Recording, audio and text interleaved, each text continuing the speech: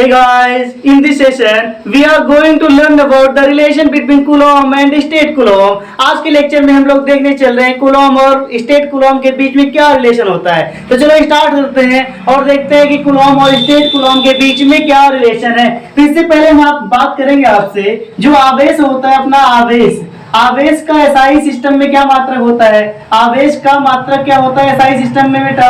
क्या होता है? कूलॉम होता है। क्या होता है? कूलॉम होता है। कूलॉम होता है। क्या होता है? कूलॉम होता है। कूलॉम को दिखाते हैं सी से। ये तो बात होगी एसआई सिस्टम की। मैं अगर मैं बात करूं आवेश का मात्रक सीजीएस सिस्टम में, आवेश का मात्रक सीजीएस सिस्टम में क्या होता है? कौन बताएगा भाई? जिसको बताना हो कमेंट में लग जाओ, कमेंट कर दो। हम देख लेंगे कौन है महारथी जिसको पता है आवेश का मात्रक सीजीएस सिस्टम में। तो मैं बता रहा हूं आवेश का सीजीएस सिस्टम में मात्रक होता है स्टेट कूलॉम। क्या होता है? स्टेट कूलॉम होता है। एक मात्रक और होता है और ESU लिखते हैं इसको, ESU, या इसको बोलते हैं इलेक्ट्रोस्टैटिक यूनिट। क्या बोलते हैं? इलेक्ट्रोस्टैटिक यूनिट ही बोलते हैं यार। और एक मात्रक और होता है बेटा फ्रैंकलिन। क्या होता है? फ्रैंकलिन होता है। तो आपको ये बात याद रखनी है कि सीजीएस सिस्टम में आवेश का मात्रक क्या होता है। तो इतने मात्रक होते हैं। एसआई सिस्टम में कूलॉम होता है, एंड सीजीएस सिस्टम में क्या होता है? सीजीएस सिस्टम में ये इतना होता है। इतनी बात आई थिंक आपको पता होगी। अगर आपको स्क्रीनशॉट लेना हो ले लो, बिकॉज हम बहुत तेज से चल रहे हैं, इसको इरेज करने हैं, ठीक है ना? हम इरेज कर रहे हैं, ठीक। इतनी बात आपको पता चली, इतनी थी ज्ञान की बात। क्या थी ये तो होगी बेटा ज्ञान की बात होगी। और थोड़ी सी बात बताते हैं। आप लोगों ने पढ़ा होगा F इक्वल टू, चलो देखते हैं पहले K इक्वल टू पढ़ा होगा। K कौन सा वाला है? पराबैद्यतांक नहीं। ध्यान देना मैं क्या कह रहा हूँ। ये है कि मैं उस K की बात कर रहा हूँ, मतलब कूलॉम कांस्टेंट की बात कर रहा हूँ। कूलॉम कांस्टेंट है, इसकी वैल्यू हम लोग पढ़ते हैं 9 × 10⁹ कब होती है? किस सिस्टम में? 9 × 10⁹ newton metre upon coulomb square. ये होती है एसआई सिस्टम में ये वैल्यू होती है। एंड K की वैल्यू 1 होती है। K की वैल्यू 1 होती है किसमें? 9 सेंटीमीटर अपॉन में स्टेट कूलॉम का स्क्वायर। ये क्या हो गया? बात हो गई सीजीएस सिस्टम में। समझ गए बात ना? K की वैल्यू इतनी होती है सीजीएस सिस्टम में और स्मॉल k की वैल्यू सीजीएस सिस्टम में इतनी होती है। एसआई सिस्टम में k की वैल्यू इतनी होती है, सीजीएस सिस्टम में इतनी होती है। आई थिंक आपको बात क्लियर है इतनी। अगर इतनी बात क्लियर है तो थोड़ा और आगे बढ़ते हैं और देखते हैं। अब देखना, जब आवेश की बात कर रहे हैं, अगर कोई आवेश हो Q1 यहाँ पर रखा है एंड कोई आवेश Q2 यहाँ पर रखा है, इनके बीच की दूरी 1 मीटर है और इन आवेश पर भी 1 कूलॉम का क्या है? चार्ज है। एक कूलॉम आवेश, ये भी एक कूलॉम आवेश है, उनके बीच की डिस्टेंस भी 1 मीटर है। तब इनके बीच लगने वाला फोर्स कितना होता है? इनके बीच लगने वाला बेटा फोर्स, हम एसआई सिस्टम की बात कर रहे हैं, कितना आता है? फोर्स की वैल्यू कितनी आएगी फोर्स की वैल्यू? बताओ। हम बताते हैं K × Q1 Q2 अपॉन में R स्क्वायर। K की वैल्यू क्या होती है एसआई सिस्टम में बेटा?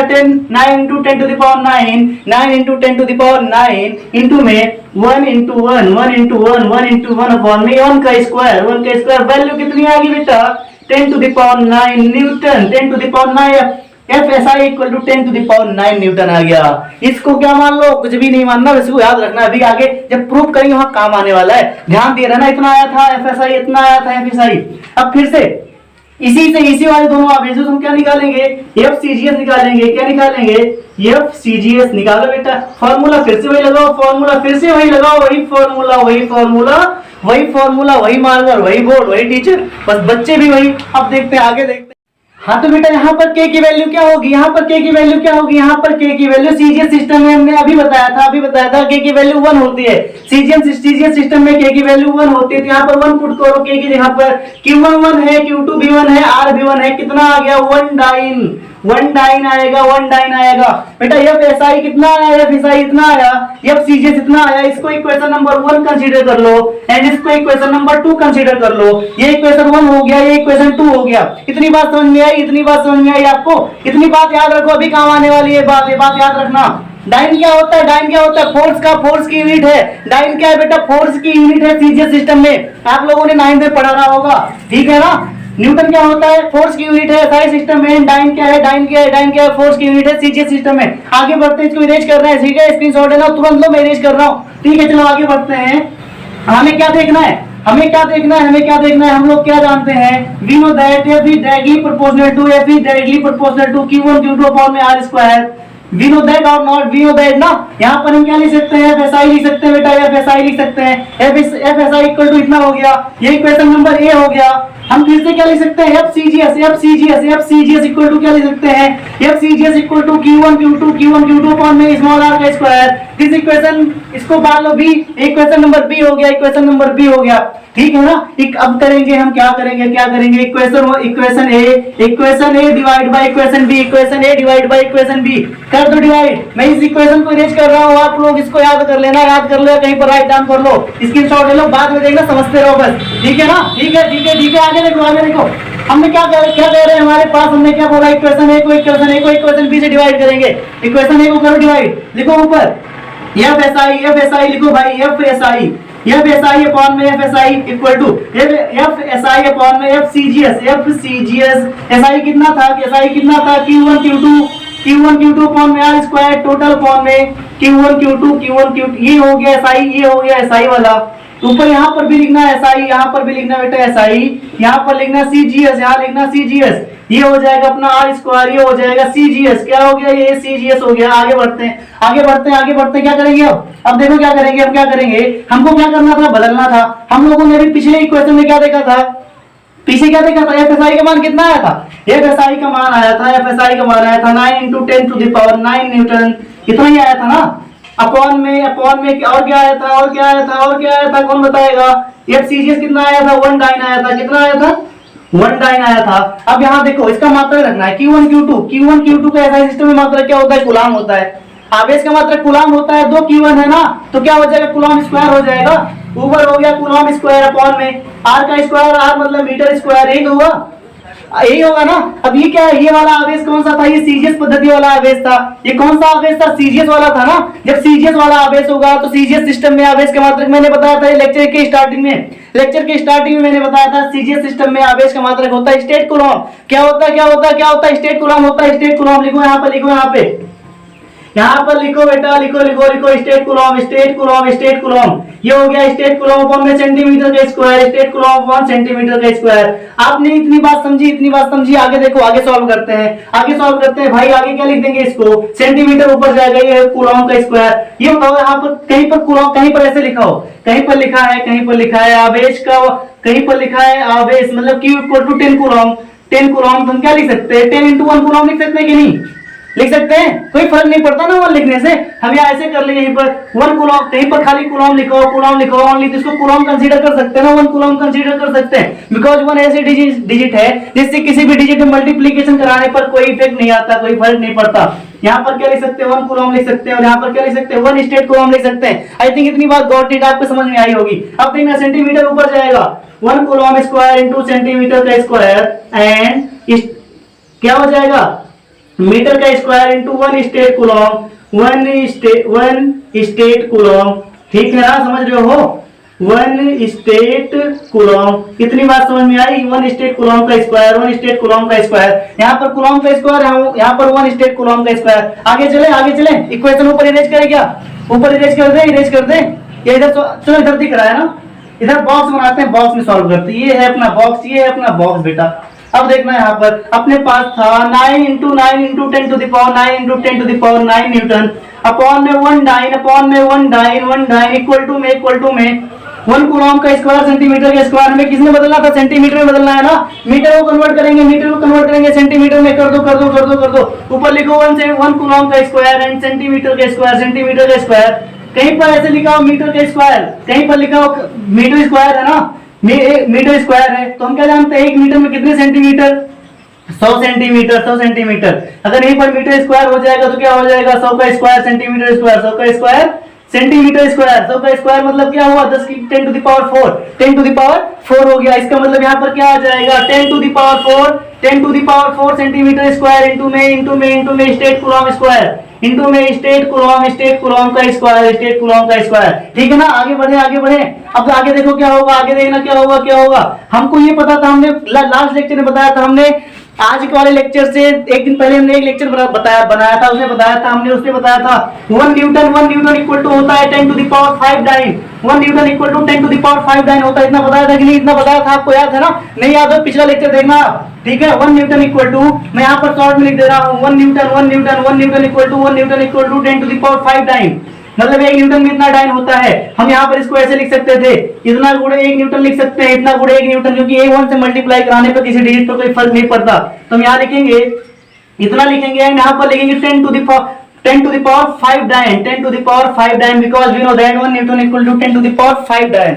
अपॉन में 1 dyne, 1 dyne equal to centimetre से सेंटीमीटर गया, यहाँ बचा 1 कूलॉम स्क्वायर अपॉन में 10 टू द पावर 4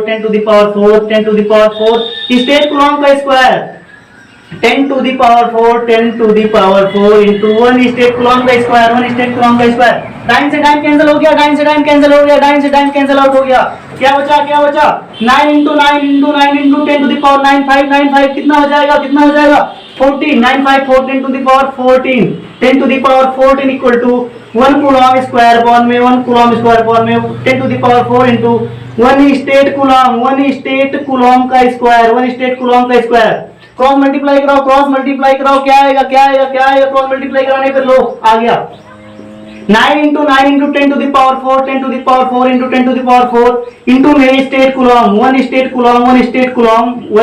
कूलॉम का होल स्क्वायर, 1 स्टेट कूलॉम का whole square equal to 1 coulomb square. देखो टोटल कितना होने वाला है, टोटल कितना हो जाएगा, ये हो जाएगा 9 into 10 to the power 18, 9 into 10 to the power 18 हो गया ना। चलो इसको यहाँ पर इक्वेशन 1 इरेज करते हैं, इक्वेशन 1 इरेज करेंगे, यहाँ पर लिखेंगे हम देखो ये पावर 14 था, 14 जोड़ोगे 18 हो जाएगा ना, हो जाएगा 9 into 10 to the power 18, 9 into 10 to the power 18 stat coulomb, 80 into 1 stat coulomb का स्क्वायर इक्वल टू में 1 कूलॉम का स्क्वायर। ठीक है, सब आप बैक करके पीछे से लिख लेना जो मैंने इरेज किया। यहाँ पर क्या आ जाएगा, आप देखो क्या होगा, हम दोनों तरफ को क्या करेंगे, अंडर रूट कर दो 9 into 10 to the power 18, 9 into 10 to the power 18 into में 1 स्टेट कूलॉम का स्क्वायर इक्वल टू में 1 कूलॉम, अंडर रूट आ गया, इधर से हटाना स्क्वायर, अंडर रूट आ गया, तो यहाँ क्या बचेगा 3 into 10 to the power 9 stat coulomb, 3 into 10 to the power 9 stat coulomb equal to 1 coulomb. ठीक है ना, आई मीन प्रूव हो गया ना। हमें क्या प्रूव करना था, यही तो प्रूव करना था, 1 coulomb equal to 3 into 10 to the power 9 stat coulomb, और हमने प्रूव कर दिया है 3 into 10 to the power 9 stat coulomb equal to 1 coulomb. ठीक है ना, प्रूव हो गया ना। ठीक है भाई, प्रूव तो हो गया, अब क्या सोच रहे हो, प्रूव हो गया। हमें यही प्रूव करना था, 3 into 10 to the power 9 stat coulomb equal to में 1 कूलॉम। हम इसको पता क्या लिख सकते हैं, सब आप बैक करके वीडियो लिखते जाना, हम थोड़ा सा और बताना चाह रहे हैं आपको। हम इसका मतलब आ गया, अपना प्रूफ हो गया, 1 coulomb equal to 3 into 10 to the power 9, 3 into 10 to the power 9 stat coulomb proof हो गया। हम लोग क्या जानते थे, स्टेट कूलॉम ESU सब एक ही है ना। स्टेट कूलॉम क्या है, हम लोग एक ही यूनिट है ना, चाहे हम स्टेट कूलॉम लिखें, चाहे ESU लिखें, चाहे फ्रैंकलिन लिखें, तीनों एक ही बात है, तीनों एक ही बात है। तो हम यहाँ से लिख सकते हैं 1 coulomb equal to 3 into 10 to the power 9 ESU। बहुत इंपॉर्टेंट रिलेशन है ये सब, आपके 12th के लिए भी इंपॉर्टेंट है, बोर्ड 12th के लिए तो इंपॉर्टेंट है, ये साथ में कंपटीशन लेवल के लिए मोस्ट इंपॉर्टेंट है। ठीक है ना बेटा, याद रखना, इसको याद रखना, जितना रिलेशन मैंने बताया सब याद रखना। ESU की जगह पर क्या लिख सकते हो, 1 coulomb equal to 3 into 10 to the power 9 franklin हो जाएगा। समझ में आई बात। हम इसके नेक्स्ट लेक्चर में कुछ और इंपॉर्टेंट रिलेशन देखेंगे। ठीक है।